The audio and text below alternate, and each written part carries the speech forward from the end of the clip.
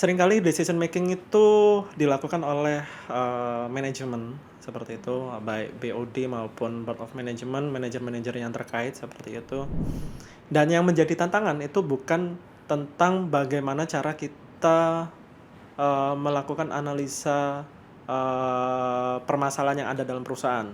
Sebenarnya bukan itu selama pengalaman saya, sampai saat ini, tapi lebih gimana caranya kita melakukan decision making. Itu lebih gimana caranya kita melihat, arus kas atau availability cash yang ada di perusahaan itu untuk meng-cover, beberapa bulan operation ke depannya. Jadi kalau misal kami biasanya menggunakan adalah operation cash flow berdasarkan revenue, artinya seberapa besar, cash conversion-nya dari, revenue menjadi, operation cash flow perusahaan.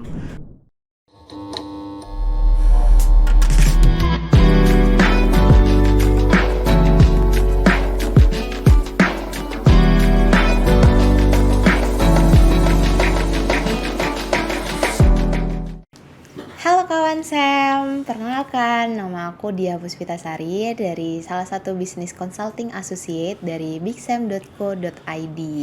Semoga teman-teman dan kawan Sam di sana dalam keadaan baik-baik saja.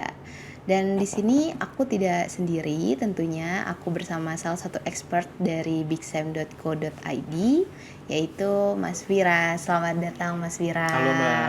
Gimana nih kabarnya siang hari ini? Baik, alhamdulillah. Alhamdulillah. Oh ya, sebelum itu kita recall dulu masa lalu. Waktu itu kita di part 1 udah pernah ngebahas tentang bisnis. Nah, untuk kawan-kawan Sam yang belum nonton, silahkan nonton part 1 ya. Oke, Mas Vira. Dan waktu itu kita juga sama Mas Vira ya. Iya, betul. Nah, saat ini kita mau bahas apa nih Mas Vira untuk podcast yang kedua ini? Jadi kalau sebelumnya kan kita sudah membahas, bagaimana, ilmu bisnis dalam praktikal ya, keseharian dalam sebuah, menangani sebuah perusahaan seperti apa. Mungkin nextnya kita bahas terkait tantangannya deh, Mbak. Oke, betul sekali. Kita hari ini bakal bahas Iya. tentang apa sih tantangan yang biasanya dihadapi dari sebuah bisnis di perusahaan ya gitu. Kalau sebagai praktikal Mas Wira yang udah kayak udah mempunyai banyak pengalaman lah dari berbagai perusahaan, kira-kira tantangan apa sih terbesar yang pernah Mas Wira hadapi dari sebagai business development di perusahaan itu? Iya. Jadi, saya melihatnya bukan dari sisi sebagai business development ya, tapi saya merangkum dari yang sering saya temui dari sebuah perusahaan. Kalau kita bicara terkait bisnis, yaitu gimana caranya kita membuat sebuah, keputusan atau, making the decision kan. Seringkali decision making itu dilakukan oleh, manajemen seperti itu, baik BOD maupun board of management, manajer-manajer yang terkait seperti itu. Dan yang menjadi tantangan itu bukan tentang bagaimana cara kita, melakukan analisa, permasalahan yang ada dalam perusahaan. Sebenarnya bukan itu selama pengalaman saya, sampai saat ini, tapi lebih gimana caranya kita melakukan decision making. Jadi gini Mbak, decision making, ini saya buat, kita katakan decision error seperti itu. Ada 3 hal yang membuat decision error yang seringkali terjadi di manajemen. Yang pertama adalah, reactive decision making. Decision making. Jadi reactive decision making itu seringkali terjadi di beberapa perusahaan besar, yang dimana itu seringkali disebabkan oleh pihak eksternal. Misal, market, salah satu customer. Contohnya adalah kita sebuah manufaktur yang istilahnya sudah running well, kita punya banyak, customer, ada salah satu customer kita yang bisa dikatakan cukup besar, dan mereka request perubahan proses bisnis dalam prosedur produksi kita. Yang dimana kita tahu bahwa itu dapat mempengaruhi produksi kita yang lainnya untuk customer yang lain seperti itu. Kita menyadari hal itu, tapi yang terjadi adalah decision making saat itu kita langsung melakukan shifting proses bisnis di operasi produksi. Karena yang kita takutkan adalah kita kehilangan market customer yang besar itu.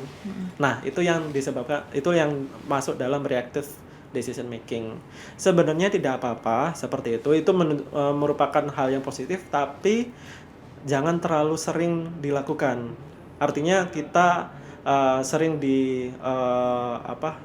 diminta request oleh customer yang istilahnya itu merugikan ke customer lain. Faktor yang kedua yang sering kali masuk adalah dari pemegang saham, shareholder. Itu sering kali terjadi di perusahaan-perusahaan besar, salah satunya perusahaan BUMN. Dimana kan kalau misal seorang board of director, mereka kan mereka punya dua customer.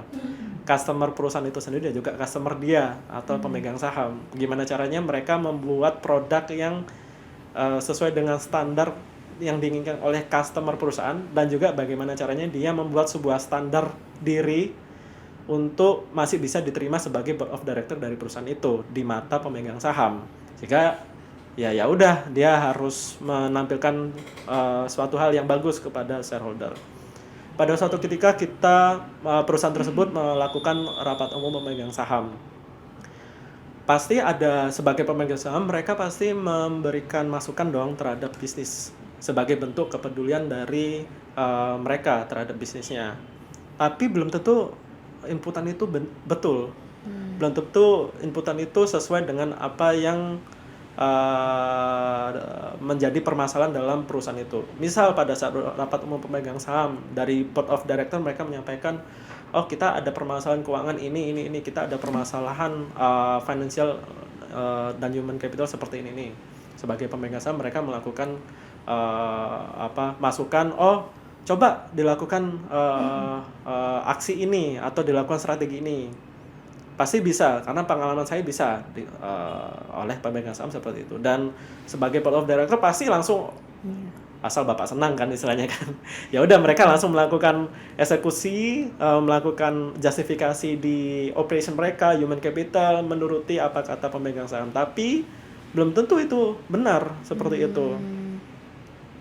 Kadang-kala ada benarnya, tapi kadang-kala ada nggak benarnya. Itulah fungsi business development, untuk melakukan filterisasi atas strategi-strategi yang akan kita lakukan seperti itu. Yang terjadi apa dari reactive decision making adalah kita hilang arah, ya kan? Perusahaan akan hilang arah karena sangat mudah disetir oleh pihak eksternal, baik oleh pasar, oleh customer, meskipun itu customer yang besar, bahkan oleh pemegang saham. Kita akan mudah sekali setir, dan ya kita nggak tahu sebenarnya strategi kita apa sih, seperti kok mudah disetir seperti itu. Itu decision error yang pertama terkait reaktif. Kemudian yang kedua adalah partial. Jadi partial decision making adalah pengambilan keputusan yang hanya didasarkan oleh beberapa indikator saja, satu atau dua indikator. Yang biasa diambil ada indikator keuangan, cash flow atau profit. Udah, that's all. Dari situ board of director mereka melakukan decision making. Oh, kita harus investasi. Oh, kita harus efisiensi dan lain sebagainya. Itu yang salah, karena mereka hanya melihat dari dua hal saja. Dan seringkali yang terjadi adalah board of director mereka, to be honest, mereka tidak semua board of director mereka memahami semua sisi yang pemikiran bisnis yang harus mereka miliki, yang saya jelaskan di podcast yang pertama. Jadi kadang-kala mereka kuat di satu sisi saja, market dan operation, finance, human capital mereka serahkan kepada director human capital maupun director finance. Tapi kan pada akhirnya yang menentukan decision kan direktur utama. Seperti itu. Dan ya kembali lagi ada political interest di antar board of director, sehingga ya sudah, meskipun finance director maupun human capital sudah memberikan suggest kepada direktur utama, tapi ya yang menentukan apa keputusan ya direktur utama. Apapun keputusannya itu ya yang diambil risiko mereka, dan itu salah, belum tentu benar, belum tentu betul. Karena hanya melihat dari 1-2 indikator seperti itu. Yang terjadi adalah salah strategi, kembali lagi salah strategi. Itu yang decision error yang kedua. Kemudian yang ketiga adalah delay decision making. Delay decision making ini lebih kepada mereka board of director dalam menentukan keputusan, mereka memilih untuk menunggu momen yang pas untuk melakukan perubahan. Nah, mereka beranggapan bahwa misal nih, karena COVID dan juga isu geopolitik menyebabkan biaya material tinggi, biaya BBM tinggi dan lain sebagainya, sehingga menyebabkan cost structure mereka tertekan, margin mereka tertekan. Nah, kalau memang mereka secara RAB cost structure mereka cukup aman, cukup besar, mereka yakin bahwa ya udah ini mungkin terjadi 1 atau 2 tahun aja. Tahun ketiga udah selesai seperti itu. Nah, itu delay decision making. Mereka beranggapan dan optimis, ini cuma ya badai pasti berlalu gitulah istilahnya. Kebalikan dari reaktif seperti itu, mereka wait and see aja lah nanti seperti apa itu, mereka nggak mau mengambil keputusan. Tapi yang terjadi adalah mereka nggak tahu ke depannya seperti apa, mereka tidak bisa melihat tren ke depan seperti apa, trend ke depan itu seperti apa yang akan berimbas kepada bisnis mereka seperti itu. Kalau memang itu membaik di tahun ketiga, kalau memang memburuk seperti apa mitigasinya seperti itu. Itu yang mereka berpikir, cash flow saya masih aman kok, profit saya masih aman. Kalau misal untuk 1-2 tahun ke depan sih aman sih istilahnya. Dan ya political interest, kembali lagi masa jabatan saya mau selesai, katakanlah seperti itu, dan saya akan mempertanggungjawabkan ini. Kalau misal saya melakukan perubahan yang signifikan di perusahaan saya, pasti belum tentu hasilnya bagus, dan itu berdampak pada nama baik saya di hadapan pemegang saham. Mungkin berpikir seperti itu, sehingga mereka memilih untuk delay. Kurang lebih seperti itu sih, Mbak. Oke, jadi banyak aspek ya yang diperhatikan dalam pengambilan keputusan itu. Dan balik lagi, keputusan terbesar atau itu tuh jatuhnya dari shareholder dan BOD-nya ya. Betul. Oh gitu. Jadi makanya sebuah perusahaan itu baiknya memperhatikan berbagai aspek ke depannya gitu, nggak hanya tahun ini dalam pengambilan keputusan gitu ya. Dari aspeknya mau dari internal atau dari eksternal itu perlu dikaji dulu ya berarti ya. Betul. Mas Wira ya. Nggak ditelan apa adanya gitu lah. Oh gitu, jadi harus ada kayak kajian mendalam. Kembali lagi pihak ketiga pasti dalam suatu sometimes kita juga perlu seperti itu, karena kan ya kembali lagi seringkali terjadi pesan-pesan support dari internal istilahnya mempengaruhi decision making. Itu tadi pihak juga ketiga pasti perlu. Sempat nyebut ada political issue di dalam secara internal. Itu akan gitu ya. seringkali terjadi dalam sebuah perusahaan. Oh gitu, makanya untuk mengembangkan sebuah bisnis di perusahaan itu tuh kita nggak hanya berpaku pada satu keputusan aja, dan perlu ada data pendukung berarti ya Mas Wira ya. Betul. Dan juga harus bisa juga dengan opini dari independent company yang kita itu bahas. lebih baik mereka gunakan seperti itu. Oke.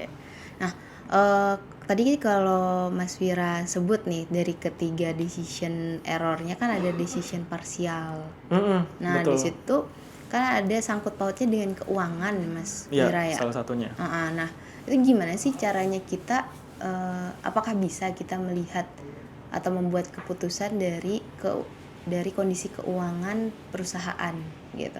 Iya.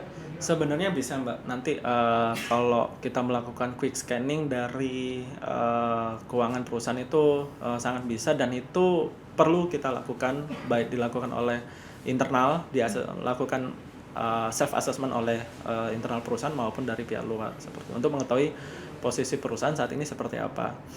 Tapi saya sedikit cerita terkait parsial yang seringkali mereka menggunakan asumsi atau data yang terbatas, hanya 1 atau 2 indikator untuk menentukan decision making, kan nggak make sense istilahnya. Yang pertama adalah profit itu belum tentu sehat perusahaan itu. Oh, jadi meskipun dia menghasilkan profit, Itu belum belum tentu tentu kita sehat.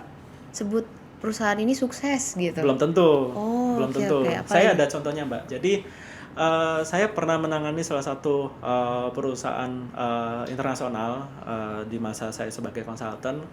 Dia salah satu perusahaan terbesar juga. Dia supplier untuk bahan bangunan lah, katakanlah seperti itu. Dia ada pabrik di Indonesia, regional mereka ada di Cina, di India dan lain sebagainya. Secara kompetisi mereka ada 4 pemain besar, dia yang terbesar. Dan sekitar 2 atau 3 tahun lalu mereka mengakuisisi salah satu kompetitor mereka. Harapannya akan semakin besar seperti Naik itu. gitu ya pendapatannya. Kompetisinya semakin kecil seperti itulah. Nah, terlepas dari itu, kalau kita lebih dalam di Indonesia, mereka ada pabrik di daerah Bekasi situ, dan juga kompetitor yang mereka akuisisi juga ada di Indonesia. Mereka ada pabrik. Ketika mereka melakukan join atau akuisisi, secara keuangan mereka pasti konsol seperti itu. Secara praktik operasinya, perusahaan B yang diakuisisi itu mereka mempunyai sisa raw material yang sama-sama dibutuhkan seperti itu. Setelah dilakukan self assessment, mereka menilai material tersebut rendah harganya. Jadi nggak sesuai harga pasar. Untung dong perusahaan untuk mengambil material itu, karena nggak harus beli di luar, ya Betul, kan? karena Nah, lebih murah. diambillah material itu, bla bla bla bla bla. Ketika sudah dikonsol, memang untung seperti itu kan. Tapi setelah berjalan 1-2 tahun, entah kenapa mereka rugi. Ternyata memang materialnya sudah habis yang asesmennya itu, self assessment yang sudah dilakukan. Itulah yang menyebabkan profit belum tentu sehat. Karena seharusnya mereka di awal aware bahwa profit mereka yang besar itu ya karena memang ada subsidi silang dengan perusahaan yang telah mereka akuisisi. Seharusnya mereka melakukan pemisahan keuangan as is seperti apa. Kalau memang mereka melakukan procurement secara normal, harganya berapa, dan dibantu oleh perusahaan yang mereka akuisisi. Itu yang terjadi, dan sekarang mereka sedang kebingungan gimana caranya mereka melakukan efisiensi. Karena harga material naik, mungkin nggak cukup signifikan, tetapi secara pasar mereka turun. Tahu sendiri kan kalau misal dari penggantian presiden kemarin, pertarungan politik sampai sekarang di dunia infrastruktur kan masih belum benar-benar tumbuh istilahnya, pelan-pelan seperti itu. Nah, itu yang mereka melihat dari regional office, meminta kami untuk melakukan perbaikan bagaimana seharusnya mereka melakukan efisiensi yang tepat seperti itu. Nah, itu yang saya katakan profit belum tentu dia sehat, tapi ya memang mereka diinjek, dikasih vitamin, multivitamin gitu loh. Terus cerita yang kedua adalah selain profit, efisiensi. Efisiensi itu belum tentu menyelamatkan perusahaan. Oh gitu. Efisiensi belum tentu menyelamatkan perusahaan. Biasanya kan perusahaan kalau memang mereka melakukan penghematan, mereka langsung membuat program-program efisiensi. Betul. Tapi efisiensi itu harus tepat sasaran. Jangan sampai salah sehingga kita pada saat 5 tahun ke depan kita nggak punya modal lagi untuk mengembangkan kapabilitas perusahaan. Kapabilitas perusahaan itu didukung oleh apa? Oleh research and development. Biasanya perusahaan-perusahaan itu skeptis dengan biaya research and development karena dampaknya nggak langsung. Iya, karena membutuhkan waktu kan. Dan ya ini research development kurangin lah, ini mending biayanya difokuskan ke marketing untuk mereka operasional dan lain sebagainya. Ya belum tentu produk maupun bisnis yang mereka jalankan, yang mereka pasarkan itu bagus juga ke depannya gitu. Justru dengan adanya research and development, mereka menemukan formula untuk produk baru yang mungkin 5 tahun ke depan mereka butuhkan. Mereka akan menjadi champion di situ. Seperti itu. Itu saya katakan efisiensi bukan berarti perusahaan akan selamat. Seperti itu. Iya, Kemudian yang terakhir adalah growth. Biasanya mereka melihat indikator growth dari revenue, growth dari persentasi gross profit maupun net profit. Nah, itu sebenarnya belum tentu aman. Seperti itu. Contohnya kalau memang perusahaan itu mereka yakin dengan growth 3 tahun ke belakang dan mereka menetapkan ya sudah kalau memang kita growth-nya bagus secara histori, kenapa enggak kalau misal kita langsung growth 2 kali lipat di tahun ke depan. Oh, jadi Gitu. baseline-nya udah bagus, dia naikin Dinaikin lagi, diakselerasi. ini ya, apa kan? namanya, positive thinking gitu ya. Yes. Ya sebenarnya bagus, tapi yang terjadi adalah akan menjadi masalah kalau misal pondasinya nggak kuat. Oke. Tim marketingnya keteteran, ya kan? Iya betul. Marketing dapat banyak project, tapi operation teman-teman yang ada di jalur produksi juga amburadul, supply chain-nya nggak tertata dengan bagus, human capital-nya juga nggak ketata, seperti itu. Ujung-ujungnya adalah kita loss schedule, loss quality ke customer. Yang terjadi ya bukan malah 2 kali lipat, malah berkurang mungkin. Karena ya project-project udah mulai diambil karena trust issue, seperti itu. Itu sih Mbak yang sering kali terjadi. Oke, berarti kalau misalkan nih si perusahaan ini dihadapkan kondisi di mana dia bingung harus memutuskan apakah dia harus survive atau tumbuh ekspansi seperti tadi atau harus bertahan. Ya. Itu gimana Mas Wira? Solusi atau kayak solve the problemnya ketika perusahaan tersebut menghadapi kondisi itu? Ya, sebenarnya yang tadi saya bilang ada beberapa indikator yang perlu dilihat ya Mbak ya. Tidak hanya 1 atau 2 indikator aja. Jadi di sini kami membuat sebuah formula yang istilahnya bisa digunakan oleh pihak perusahaan internal maupun bisa kita bantu juga seperti itu untuk menilai bahwa perusahaan itu harus survive, harus bertahan atau layak untuk berkembang. Oke, apa aja tuh Mas Jadi indikatornya? ini kita singkat namanya cash DM, Mbak. Jadi ada cash runway, ada beberapa indikator, ada 6 indikator. Yang pertama cash runway, ada ability to pay, ada stability, kemudian ada headroom, demand, dan juga margin structure. Jadi yang pertama Mbak terkait cash runway itu lebih gimana caranya kita melihat arus cash atau availability cash yang ada di perusahaan itu untuk mengcover beberapa bulan operation ke depannya. Apakah 9 atau 18 bulan ke depan. Nah, itu kita lakukan scoring di masing-masing indikator tersebut. Misal mereka dalam 18 bulan ke depan atau 1,5 tahun ke depan saya bisa kok untuk menutup operation cost-nya seperti itu. Nah, berarti memang mereka secara indikator pertama mereka strong, mereka bagus. Atau mereka bahkan cuma bertahan 6 bulan aja nih ke depannya dari kas yang ada. Nah, itu mereka sudah ada warning. Artinya kita kasih scoring yang lebih kecil, skornya misal 1, seperti itu. Kemudian yang indikator kedua adalah ability to pay. Oke, Kemampuan untuk membayar, dalam hal ini adalah membayar debt service, ya pokok maupun bunga seperti itu dalam tahun tersebut. Nah, acuannya adalah kita menggunakan operation cash flow. Apakah operation cash flow itu seberapa mengcover dari debt service? Semakin besar, semakin bagus operation cash flow untuk mengcover, berarti memang mereka layak untuk berkembang. Kalau mereka secara operation cash flow-nya kecil atau bahkan minus untuk mengcover mengcover debt service, berarti kan perlu ada masukan lain. Dari mana ya? Mungkin dari pemegang saham atau malah gali lubang tutup lubang, yang terjadi seperti itu. Pinjam bank untuk menutup bank seperti itu. Karena memang secara cash flow bisnisnya sendiri nggak sehat seperti itu. Cash flow bisnis kan kita lihat dari operation cash flow ya. Itu dari yang indikator kedua. Kemudian yang ketiga adalah kita lihat dari stability.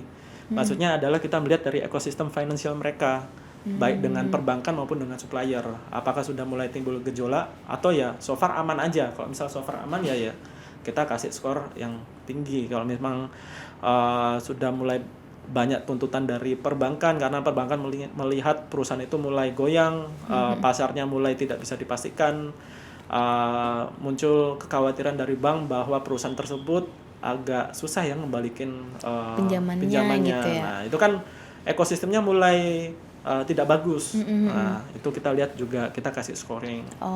Itu. Kemudian yang keempat dari headroom. Headroom itu paling gampang kita melihat dari rasio debt to equity. Biasanya kalau misal di atas 4 debt equity-nya ya memang itu jelek. Kalau memang nilai rasionya di bawah 2 itu masih bisa dikatakan bagus lah.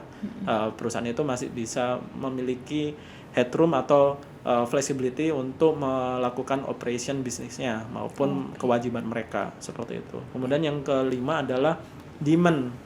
Kita melihat sedikit terkait pasar yang atas produk mereka seperti apa. Apakah mereka memiliki backlog, artinya carry over project-project dari tahun sebelumnya, yang katakanlah tahun sebelumnya mereka mendapatkan kontrak 1 triliun yang harus dikerjakan di tahun ini, sisanya 600 miliar minimal itu sudah kita pegang 600 miliar, sehingga kalau misal kita targetkan pendapatan 2 triliun berarti kurang 1,4 triliun lagi yang harus menjadi tugas perusahaan atau teman-teman marketing department untuk mencari seperti itu.